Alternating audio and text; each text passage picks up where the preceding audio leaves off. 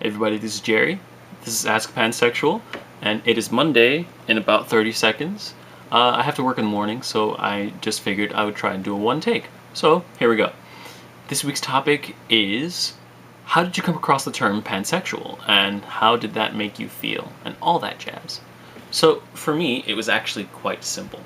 I discovered the term around 2008, because I was dating a lovely young lady by the name of Sarah, and Sarah was a pansexual.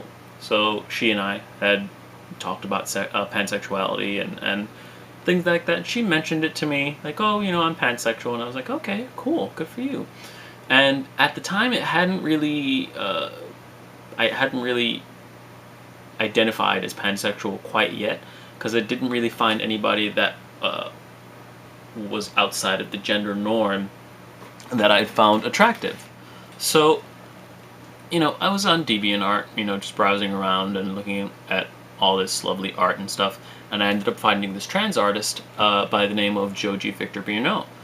And he is, he's really handsome. He wears makeup. He's kind of a femme looking guy. He's goth.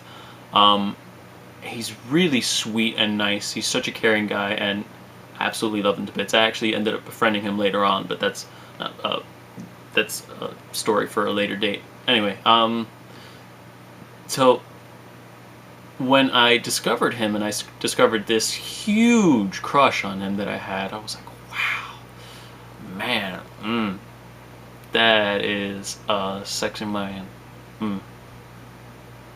So what I ended up thinking was, this person doesn't really fall into the typical gender norm.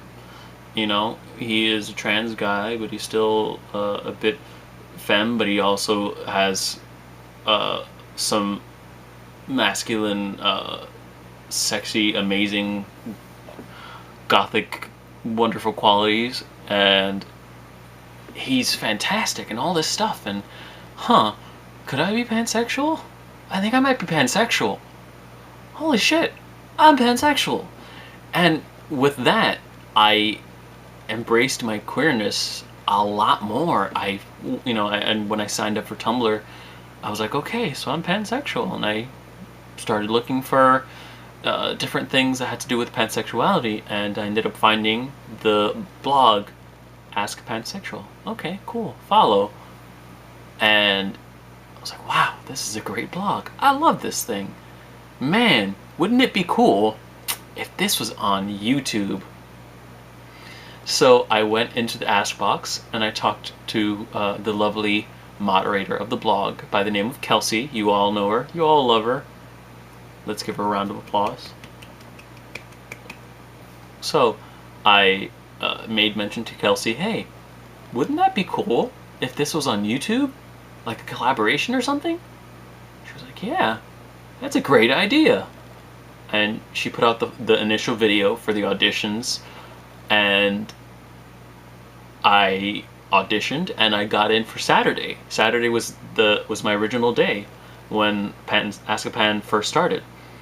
Then we went for quite a while. We had a little break, and we ended up stopping making videos for quite a while.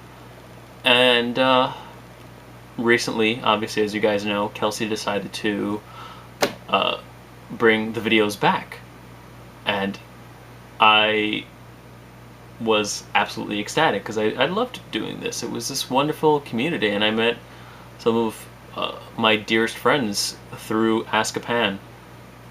I met Harris, who was the original person for Thursdays via Askapan, and Harris I consider one of my closest friends, even though Harris wasn't able to continue doing videos for Askapan. Harris is still very much involved in activism and queer culture and all that stuff, and Harris actually helped me run my own blog, which is Queer News Network on Tumblr. And I was actually inspired to do Queer News Network because at the time Askapan had not yet come back. was like, you know what? I kind of wish I had something as an outlet to post all these things about queer news and having things that bother me having to do with like racism and patriarchal bullshit that goes on in the media and all this immense amount of stuff. And I talked to Harris and I asked Harris if Harris would help me out with it, and they're like, yeah, I'd love to do that. So Harris and I have been running it for since March. Actually, we're about to hit 100 followers. I'm actually very proud of that. It's small, but it's lovely, and I've got amazing moderators to help me out, and they also even though Harris and I started it, and I consider myself to be a fairly open-minded guy. I'm always learning things every single day from that blog, because Harris will put things and my buddy Mel will put things, and you know, it's all this whole huge learning experience, and you just keep on going and finding out more and more, and it's amazing. I love it to bits. Absolutely adore it. And that's what this has done for me.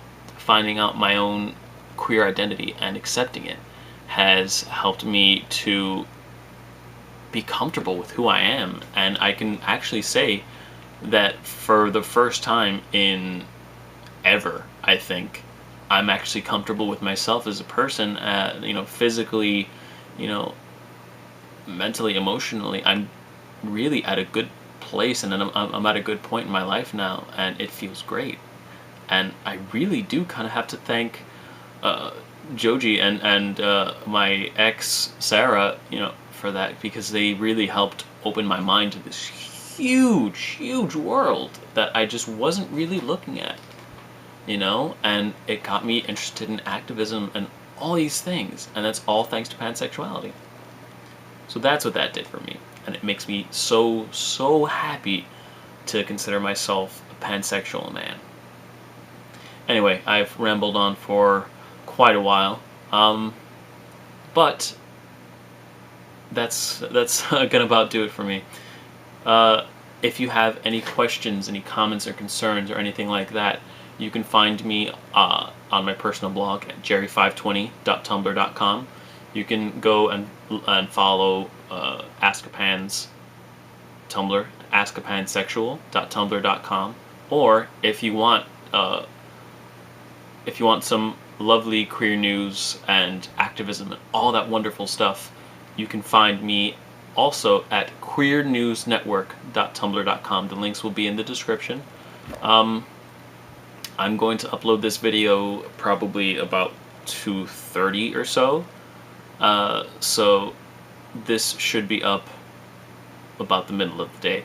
Anyway, I love you guys. You're wonderful. You're beautiful. Your hair is fantastic. Those shoes, I am so jealous of you right now. I can't even. Ugh. You're fantastic. I love you to bits. Bye, guys.